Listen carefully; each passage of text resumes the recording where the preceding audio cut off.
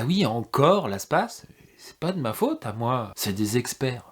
Pas rien, moi. Alors pour tous ceux qui connaîtraient pas forcément, l'ASPAS, c'est l'association de protection des animaux sauvages. Et l'ASPAS, bon, non mais... Avant de vous raconter les dernières trouvailles de l'ASPAS, je vous annonce qu'en fin de vidéo, après le générique, je vous annoncerai quelques nouveautés sur la chaîne. Donc si ça vous intéresse, vous restez, puis si ça vous intéresse pas, tire-toi cousin, qu'est-ce qu'il y a? L'ASPAS donc se présente elle-même comme ça. Son expérience et son expertise lui permettent d'être un contre-pouvoir et un contre-savoir en matière de protection de la faune sauvage. Bon, dans une précédente vidéo que je vous mets en description, je vous avais expliqué le niveau d'expertise de l'ASPAS au niveau des clôtures et de l'éradication des cervidés. Bon, déjà, c'est vrai qu'ils avaient atteint à ce moment-là un high level en termes d'expertise. Mais non, mais tu rigoles, mais une association qui protège les animaux sauvages et qui, grâce à son niveau d'expertise, provoque leur abattage par les agents de l'État, c'est une asso à part, on est d'accord. Non mais voilà, c'est une pépite. C'est ça, la patte de l'expert. Mais attends, calme-toi, petit farfadet. Parce que l'ASPAS possède des ressources en expertise qu'on ne soupçonnait même pas. On passe au niveau supérieur de l'expertise faune sauvage. La preuve dans un article publié le 2 mai 2022 dans le Midi Libre et intitulé « L'ouverture de la chasse au sanglier le 1er juin fait débat ». Ils font quoi les journalistes à votre avis? Bah ils demandent aux experts, évidemment, tiens. T'es con, tu suis pas aussi, toi. J'ai nommé l'ASPAS qui, entre autres, fustige la chasse du renard et regrette cette ouverture anticipée. Bon, leur truc de militants, quoi. Ça, c'est le lobby, ça. Mais pour ce qui est du chevreuil, l'ASPAS fait observer. Là, vous notez le ton de l'expert. L'ASPAS, elle fait observer au monde. Nous faisons observer à cette honorable commission... Elle donne pas son avis, hein. Non, c'est pour les nazes, ça. La suite, elle va nous scotcher dans nos pompes tellement c'est de l'expertise de malade. Expertise de gueudin. Pour ce qui est du chevreuil, l'ASPAS fait observer qu'il n'est pas toujours facile de distinguer les mâles des femelles, sachant que seuls les premiers peuvent être chassés. Si. Bon, on va revenir au basique. Il y a le chevreuil mâle, qu'on appelle brocard, et il y a le chevreuil femelle qu'on appelle chevrette. Et je vous propose de vous faire observer ce qu'on appelle le dimorphisme sexuel, c'est-à-dire les différences morphologiques qui existent entre le mâle et la femelle en dehors de leurs organes génitaux. Bah non, les organes génitaux, c'est pas les mêmes. Voici un jeu des différences. Trouve la différence à chaque fois et donne ton score en commentaire. Sans mentir, bien entendu. Voici un brocard. À gauche, voilà, regardez-le bien, et une chevrette à droite.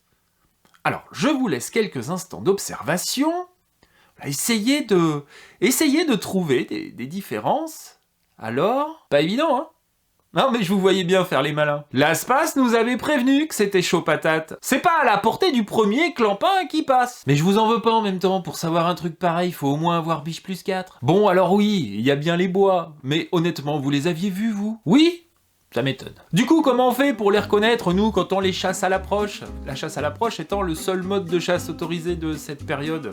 Avec nos jumelles, grossissement x10. Alors, pour vous remercier de votre fidélité, je vais vous partager une astuce. C'est pour vous, les abonnés. Je garde toujours dans ma poche une anti-sèche. Comme ça, je suis sûr de pas me tromper, t'as vu? Alors voilà, comme vous voyez, il y a une sorte de moyen mnémotechnique pour s'en rappeler. Vous pouvez la télécharger et puis la mettre dans votre poche, comme ça, le jour où vous êtes à la chasse, comme ça, vous observez, tiens, on dirait un petit animal. Et vous prenez vos jumelles comme ça, vous dites, oh, mais bon sang, mais c'est bien sûr. Vous attrapez votre...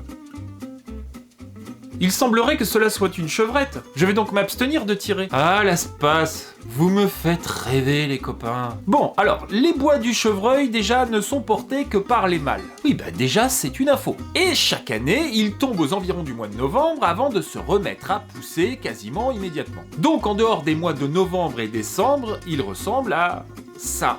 Tous. Je veux dire. La consigne de tir lors d'une chasse à l'approche d'été du brocard est donc relativement simple. S'il n'y a pas de bois... tu tires pas. Ah oui, là c'est bon, y a pas de bois, je tire pas.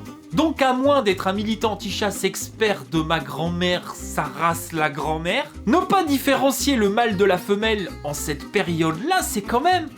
pas évident, voyez? C'est pas parce que globalement vous savez pas faire la différence entre les cervidés qu'il faut non plus prendre les gens pour des truites. Bah je sais pas, peut-être que biche plus 4 c'est pas assez, faut monter à biche plus 8. Bah non, parce qu'après ça se voit que vous pitez rien, puis du coup vous passez pour des cons, c'est dommage. Voilà, je vous laisse méditer sur le contre-savoir que représente l'ASPAS.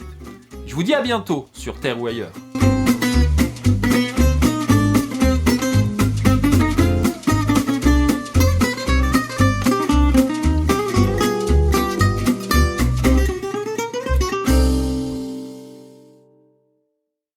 mais vous êtes resté.